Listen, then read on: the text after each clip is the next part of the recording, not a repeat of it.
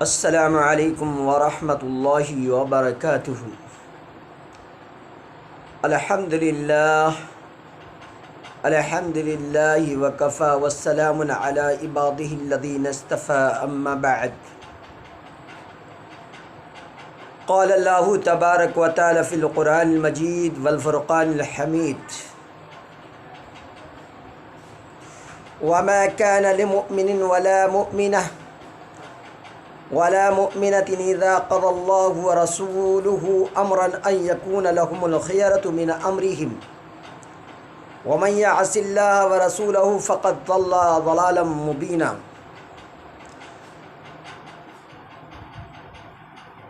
وقال النبي صلى الله عليه وسلم: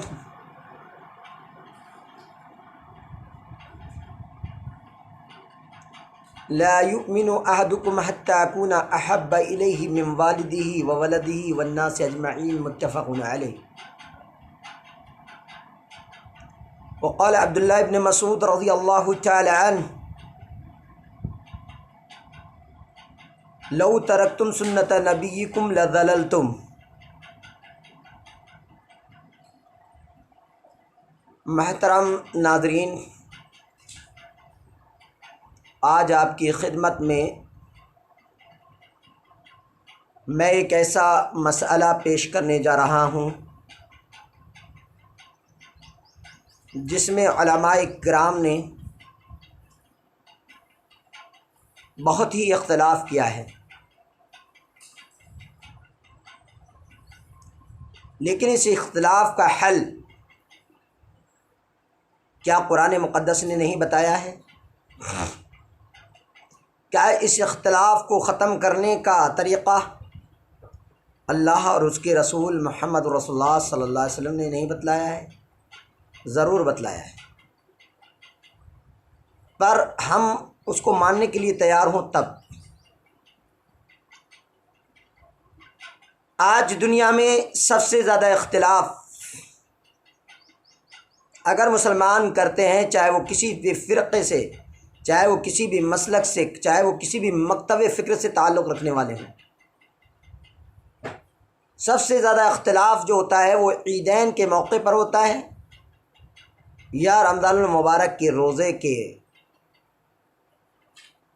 ایام میں ہوتا ہے۔ وہ اختلاف صرف سال میں ایک مرتبہ یا دو مرتبہ وجود پذیر ہوتا ہے، باقی پورے سال اہل اسلام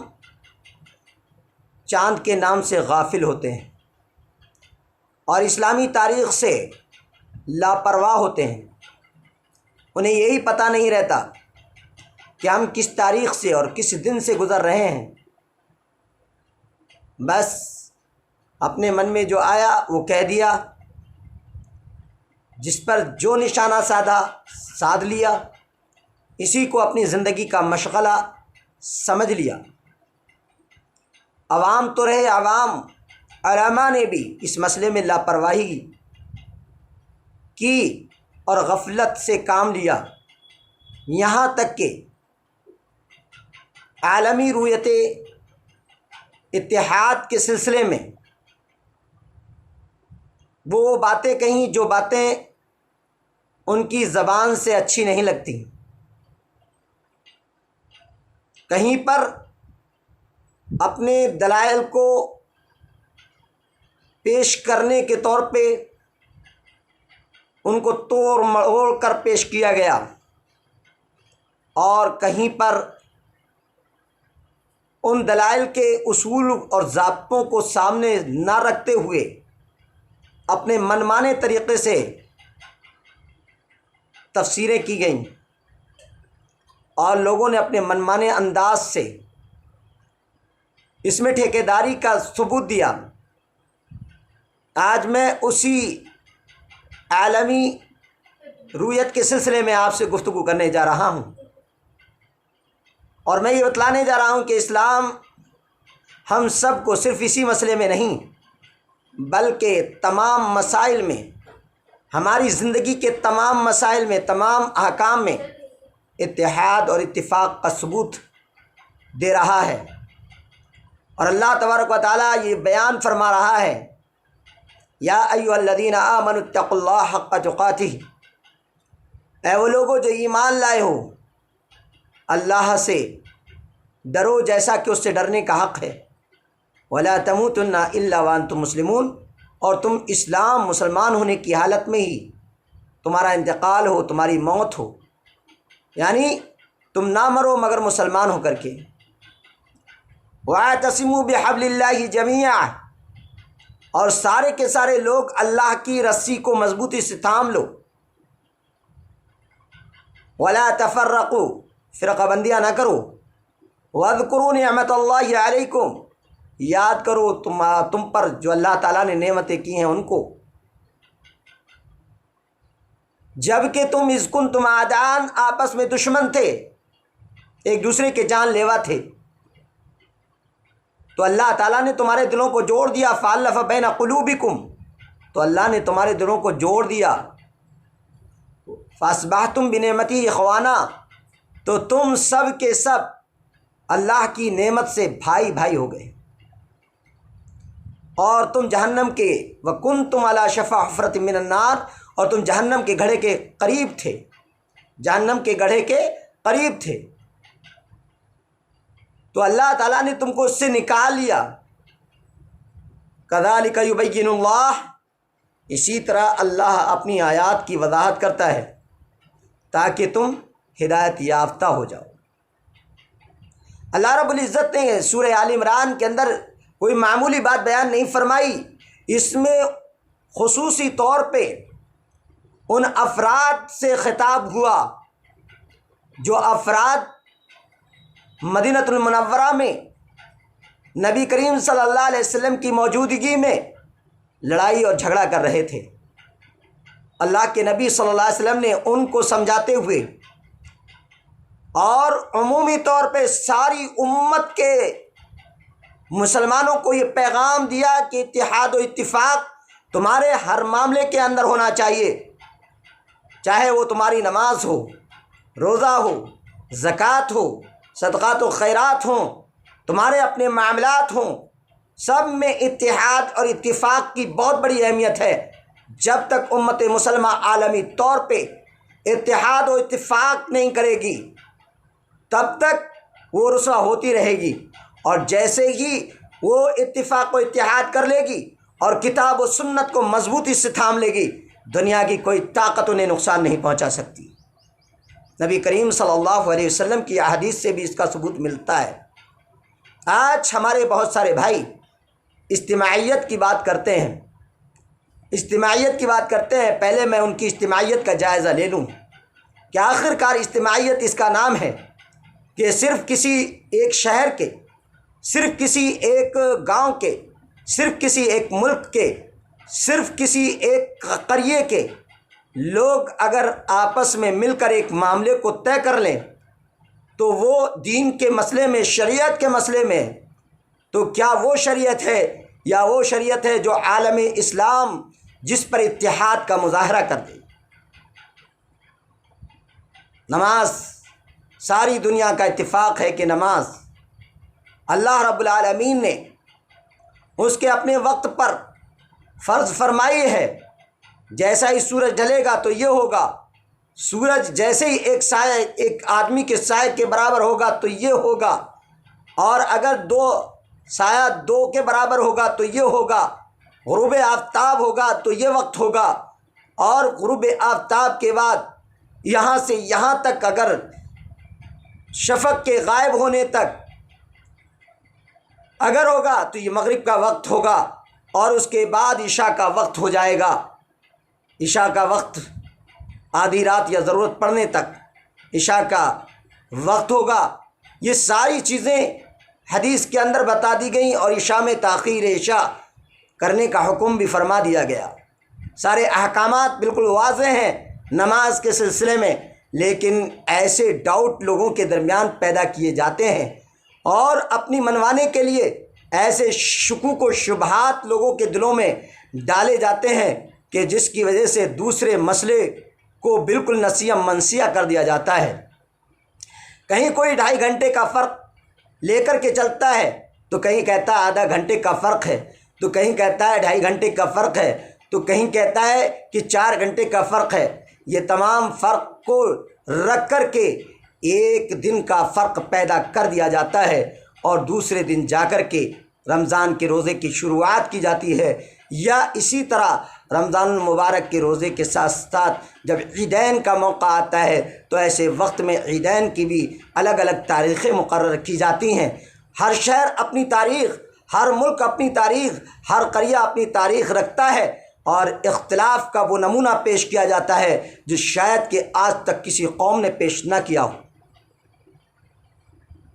اتحاد کی بات کرتے ہیں مسائل حقہ کو سمجھنے کے لیے۔ آج ہمیں ضرورت ہے کتاب و سنت کو اختیار کرنے کی، نہ کہ دنیا کے لوگوں کے منہ اور چہرے دیکھ کر، بڑے جبے اور قبے دیکھ کر، ان کے عمامے دیکھ کر، ان کے مقام اور ان کے مرتبے کو دیکھ کر کتاب و سنت کو پامال کرنا یہ کہاں کی حقانیت ہے؟ قرآن مجید کہتا ہے جو کبرا کی رٹ لگاتے ہیں ان کے لیے حکم ہے اللہ کا کہ کل قیامت کے دن وہ لوگ جو مجرم بن کر جائیں گے اور جنہوں نے گمراہیت کی پیروی کی ہوگی، وہ اللہ کے سامنے کہیں گے ان سادتنا و کبراءنا فقد اضلونا، ہمارے سرداروں نے، ہمارے کبرا، ہمارے بڑے لوگوں نے ہمیں گمراہ کیا تھا، ہمیں گمراہ کیا تھا۔ اللہ سے شکوہ کریں گے، شکایت کریں گے۔ اس لحاظ سے قرآن اور حدیث کے معاملے میں کبرا کا حوالہ دے کر لوگوں کو گمراہ کرنا اور لوگوں کو بھڑکانا اور لوگوں کو اس کے خلاف کہنا، یہ یقیناً ایک شرارت ہے۔ اس شرارت سے باز آنا چاہیے، اللہ سے ڈرنا چاہیے۔ احادیث سے نبوی صلی اللہ علیہ وسلم کو ترجیح نہ دے کر کچھ اقوال کو ترجیح دینا، یہ کہاں کی عقل مندی و دانش مندی ہے؟ سوال ہے۔ اللہ قرآن میں فرماتا ہے، اللہ تعالیٰ کا ارشاد ہے وَمَا كَانَ لِمُؤْمِنٍ وَلَا مُؤْمِنَةٍ، فرمایا کسی مومن مرد اور عورت کو اللہ اور اس کے رسول کے فیصلے کے بعد اپنے کسی امر کا کوئی اختیار باقی نہیں رہتا۔ پھر اس کے بعد فرمایا اذا قضى الله ورسوله امرا ان يكون لهم الخيار من امرهم ومن يعص الله ورسوله، اور یاد رکھو کہ اللہ تعالیٰ اور اس کے رسول کی جو نافرمانی کرے گا وہ سری گمراہی کے اندر پڑے گا۔ یہ قرآن مقدس سورہ احزاب کی آیت نمبر 36 آپ کی خدمت میں پیش کی گئی ہے۔ اس آیت کریمہ کو آپ اٹھائیے اور اس کی تفسیر پڑھیے، اور پھر اس کے بعد اپنے کلیجے پر ہاتھ رکھ کر یہ دیکھیے کہ آپ کتاب و سنت کے مطابق عمل کر رہے ہیں یا کتاب و سنت کے خلاف عمل کر رہے ہیں۔ آج اگر کوئی قرآن کی آیت پیش کی جائے، آج کوئی حدیث پیش کی جاتی ہے تو لوگ کہتے ہیں کہ اس میں فلاں مفسر نے کیا کہا ہے۔ ارے مفسر قرآن محمد رسول اللہ صلی اللہ علیہ وسلم سے بڑھ کر کون مفسر ہو سکتا ہے؟ اللہ کے رسول صلی اللہ علیہ وسلم کے صحابہ جب اللہ کے رسول صلی اللہ علیہ وسلم پر ایمان لائے تھے تو اللہ کے رسول صلی اللہ علیہ وسلم کے صحابہ کرام نے یہ نہیں کہا تھا کہ اللہ کے رسول آپ قرآن مقدس کی آیت تو پیش کر رہے ہیں لیکن اس کو کس مفسر نے ذکر کیا ہے؟ یہ اللہ کے رسول صلی اللہ علیہ وسلم سے صحابہ نے نہیں کہا، تابعین اور تبع تابعین نے یہ بات نہیں کہی۔ جب یہ بات انہوں نے نہیں کہی تو آپ کون ہوتے ہیں یہ کہنے والے؟ اللہ کے قرآن کی تفسیر نبی کریم صلی اللہ علیہ وسلم سے بڑھ کر کون کر سکتا ہے؟ پھر اس کے بعد اللہ کے نبی صلی اللہ علیہ وسلم کے صحابہ کرام رضوان اللہ علیہ مجمعین، پھر اس کے بعد تابعین، تبع تابعین، ان تمام نے تفاسیر کی ہیں، اور الحمدللہ جہاں انہوں نے کتاب و سنت کے مطابق و موافق بات کہی ہے، امت مسلمہ کے ان اغیار نے جن کی غیرتوں نے کبھی سنت کے خلاف ایک جملے کو برداشت نہیں کیا، انہوں نے سنتوں کی تابعداری کرتے ہوئے سنتوں کی عزت افزائی کی اور سنتوں کو آگے بڑھایا اور بدعتوں کا قلع قمع کیا۔ جہاں ایک سنت آتی ہے وہاں سے کئی بدعت فرار ہو جاتے ہیں، جہاں ایک سنت آتی ہے وہاں سے بدعت کا قلع قمع ہو جاتا ہے، جہاں ایک سنت آتی ہے وہاں پر بدعتوں اور بدعتیوں کا جو ہے ڈھیر ہو جاتا ہے۔ نبی کریم صلی اللہ علیہ وسلم کے صحابہ کرام رضوان اللہ علیہم اجمعین نے دین کو سمجھا ہے، اور اس کے ساتھ ساتھ تبع تابعین نے سمجھا ہے، لیکن ان کے اس سمجھنے کو نبی صلی اللہ علیہ وسلم کی حدیث کے مطابق لایا جائے گا۔ چونکہ اختلاف جہاں ہوگا اللہ نے اس کا علاج بھی بیان فرما دیا اور فرمایا یا ایھا الذین آمنوا اطیعوا اللہ واطیعوا الرسول، اے وہ لوگوں جو ایمان لائے ہو،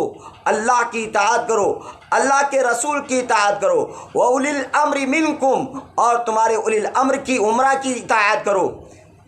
فَإِن تَنَازَعْتُمْ فِي شَيْءٍ فَرُدُّوهُ إِلَى اللَّهِ وَالرَّسُولِ، اگر کسی مسئلے میں تم الجھ جاؤ تو اللہ اس کے رسول کی طرف لوٹا دو۔ فَإِن تَنَازَعْتُمْ فِي شَيْءٍ فَرُدُّوهُ إِلَى اللَّهِ وَالرَّسُولِ إِن كُنتُمْ تُؤْمِنُونَ بِاللَّهِ وَالْيَوْمِ الْآخِرِ، اگر تم اللہ پر ایمان رکھتے ہو اور آخرت کے دن پر ایمان رکھتے ہو، ذَلِكَ خَيْرٌ وَأَحْسَنُ تَأْوِيلًا، یہ بہت بہتر اور بہترین تعویل اور تفسیر ہے۔ اندازہ لگائیے کہ اللہ رب العزت اس آیت کریمہ میں کیا بیان کر رہا ہے۔ اس آیت کریمہ میں ان ٹھیکیداروں کو جواب دے رہا ہے کہ دیکھو، اطاعت کی دو قسمیں ہوتی ہیں، ایک اطاعت مستقلہ ہے اور ایک اطاعت غیر مستقلہ ہے۔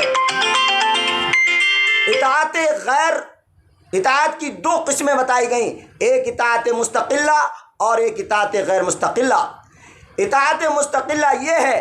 کہ صرف اللہ اور اس کے رسول کی اطاعت کی جائے گی،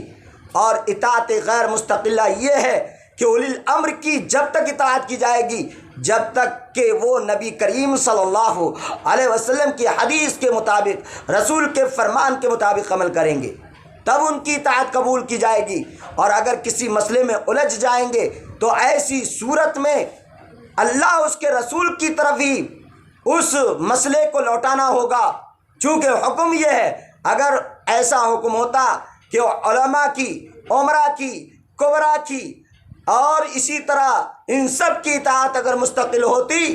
تو اللہ تبارک و تعالیٰ کبھی یہ بات نہیں بیان کرتا کہ فردوا الی اللہ والرسول، دوسری تیسری بات بھی کہتا فردوا الی اللہ والرسول واولی الامر منکم کہتا، لیکن اللہ نے ایسا نہیں کہا۔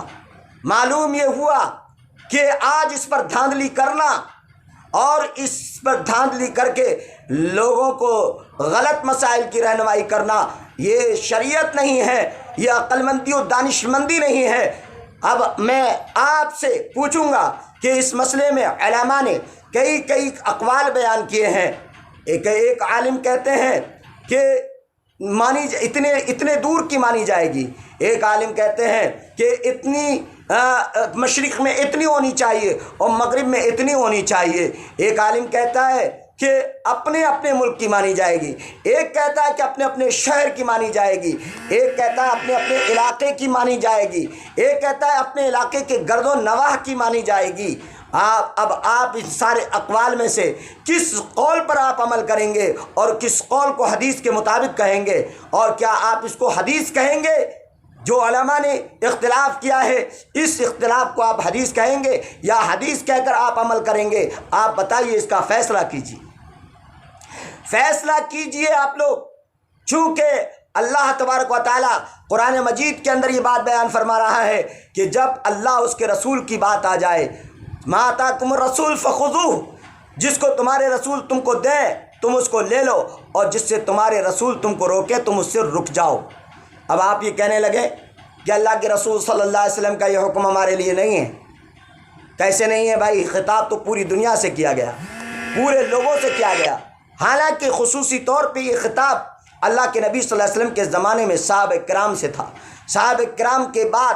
اللہ کے نبی صلی اللہ علیہ وسلم کے تمام امتیوں کا آنے قیامت تک آنے والے امتیوں سے یہ خطاب ہے۔ تو اب آپ اس کو خاص طور سے کہہ کے آپ کہاں تک بھاگنے کی کوشش کریں گے؟ آپ کہیں گے اپنے اپنے علاقے کے لوگوں کو اطاعت کرنے کا حکم دیا گیا ہے اپنے اپنے علاقے کے حساب سے۔ ایسا تو نہیں ہے، اپنے اپنے علاقے کے حساب سے اطاعت کرنے کا حکم نہیں دیا گیا، بلکہ تمام علاقوں کو بلا تفریق کے اللہ رب العزت نے اللہ اور اس کے رسول کی اطاعت کرنے کا حکم دیا ہے۔ چاہے وہ کوئی سا بھی مسئلہ ہو۔ اب اللہ کے نبی صلی اللہ علیہ وسلم جس چیز کو پوری دنیا کے لیے بتا رہے ہوں، پورے عالم کے لیے بتا رہے ہوں، اور ہم اس کی تخصیص کر رہے ہوں، تو ہم کہاں کی عقل مندی پیش کر رہے ہیں؟ سوچنے کی بات ہے۔ میں ساری باتیں انشاءاللہ پیش کروں گا آپ کے سامنے کہ بعض لوگوں نے یہ کہہ کر کے کہ مکہ کی رویت کی تخصیص کہاں ہے، ہم وہ بھی بتائیں گے کہ مکہ کی رویت کی تخصیص ہے یا مکہ کی رویت کا اعلان ہے، کیا ہے آخرکار علماء نے اس بارے میں کیا کہا ہے، وہ ساری چیزیں بھی آپ کے سامنے آ جائیں گی۔ علماء کرام نے، معاصر علماء کرام نے کیا کہا ہے، اور پھر احادیث سے کیا ثبوت ملتا ہے، احادیث میں مکہ کی کیا فضیلتیں آئی ہیں، اور مکہ کے بارے میں کیا حکم احادیث کے اندر آیا ہے۔ یہ ساری باتیں انشاءاللہ ہم آپ کو بتانے کی کوشش کریں گے اور بتلائیں گے آپ کو انشاءاللہ العزیز۔ لیکن آج ہم آپ کو بتا دیں کہ یہ سارے اختلافات ہمارے درمیان موجود ہیں، ان اختلافات کا حل اب ہم کس طرح کریں۔ تو انشاءاللہ آپ روزانہ ایک درس سنیں گے آپ انشاءاللہ، اور آپ کو بتایا جائے گا کہ اللہ کے رسول صلی اللہ علیہ وسلم کی پیروی میں کیا فائدہ ہے، اور نبی صلی اللہ علیہ وسلم نے کیا حکم اس سلسلے میں بیان کیا ہے، انشاءاللہ وہ آپ کو ہم بتائیں گے۔ عالمی رویت اتحاد کو تسلیم کیا جائے گا یا نہیں کیا جائے گا، یہ ساری باتیں ہم کتاب و سنت کی روشنی میں آپ کو انشاءاللہ سمجھانے کی کوشش کریں گے، اور جن علماء کے تین اقوال ذکر کیے گئے ہیں ان کا رد بھی ہم یہ کریں گے، اور ہم کہیں گے کہ اصل جو کتاب و سنت سے ملتا ہو بس اسی بات کو تسلیم کر لیا جائے، اور باقی اپنے من مانے طور طریقوں کو چھوڑا جائے، اور اللہ اس کے رسول کی اتباع کی جائے۔ اور ہم یہ بتائیں گے کہ لا یکلف اللہ نفسا الا وسعها کا مفہوم کیا ہے، اور یہ بھی بتائیں گے کہ واتقوا اللہ ما استطعتم، کہ اللہ سے تم ڈرو جتنی تمہاری طاقت ہے، اس کے متعلق بھی ہم انشاءاللہ آپ سے گفتگو کریں گے۔ ابھی یہ پہلی سیڑھی ہے آپ کو صرف سمجھانے کی اور بتانے کی کہ ہمیں کسی بھی مسئلے میں، امت کا کوئی بھی اجتماعیت کا مسئلہ ہو، اس اجتماعیت کا مسئلے کو صرف ایک قریے سے نہیں، صرف ایک بستی سے نہیں، صرف ایک شہر سے نہیں، بلکہ ہر مسئلے کو ہمیں جو ہے جوڑنا ہے وہ صرف کتاب و سنت سے جوڑتے ہوئے عموم کے ساتھ لوگوں کو بتلانا ہے۔ اللہ سے دعا کرتا ہوں کہ اللہ رب العزت ہم سب کو نیک عمل کی توفیق دے، اور اللہ تعالیٰ اس مسئلے کو، عالمی رویت کو سمجھنے کی اللہ توفیق نصیب فرمائے۔ انشاءاللہ دلائل آپ کے سامنے رکھوں گا، اور ایک ایک بات کتاب و سنت سے انشاءاللہ پیش کروں گا، اور پھر اقوال صحابہ تابعین اور تبع تابعین بھی آپ کی خدمت میں انشاءاللہ رکھوں گا، اور اس کے اصلی مفہوم کی وضاحت بھی انشاءاللہ میں کروں گا۔ اللہ سے دعا کرتا ہوں کہ اللہ تعالی ہم سب کو اس مسئلے کو سمجھ کر اس پر عمل کرنے کی اللہ توفیق نصیب فرمائے۔ آمین۔ وآخر دعوانا ان الحمد للہ رب العالمین، والصلاة والسلام علی سید الانبیاء والمرسلین، والحمد للہ رب العالمین۔ السلام علیکم ورحمۃ اللہ وبرکاتہ۔